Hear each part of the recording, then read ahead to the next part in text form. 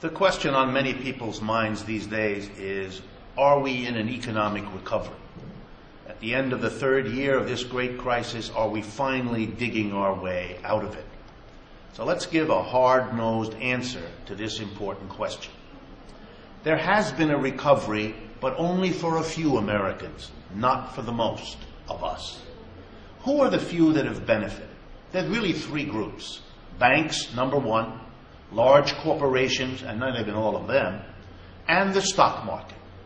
Since the bottom of this great crash in March of 2009, those three groups have either recovered all or at least a good portion of what they lost in the crash of 2007 and 2008.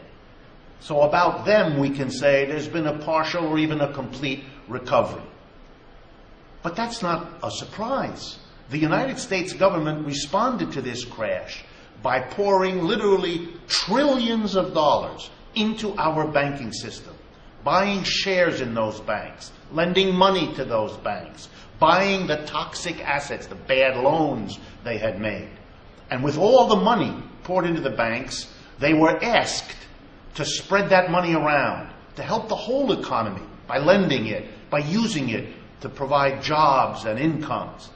They chose not to do that. They used the money from the government to build up their own balance sheets, to make themselves look better, to invest a little bit in the stock market and take advantage of the low prices there. They've done real well with the money the government provided them.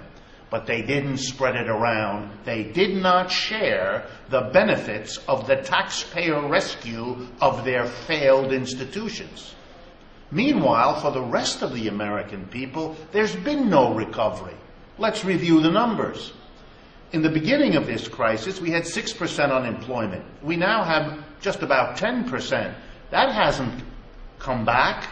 We haven't put those people back to work. We have the same unemployment rate now we did a year ago. No recovery there.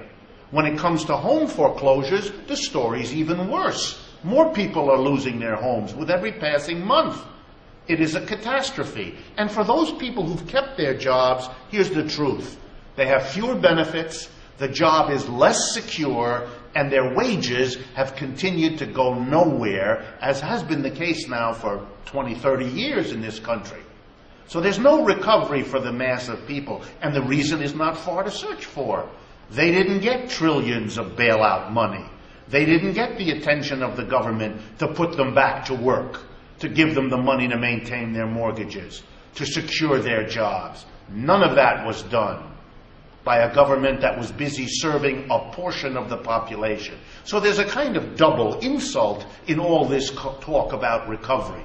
It's as if the politicians and the media confuse what happened to a minority of industrials and financiers with what happened to most Americans. But for most of us, there's no confusion at all. We've been left out of the recovery just as we bore the brunt of the collapse in the first place. Meanwhile, while all this is going on, an underlying reality gets worse. Because we have not had a real recovery, unemployment continues to damage American families and depress them. Insecure jobs are growing in this country. Benefits are evaporating.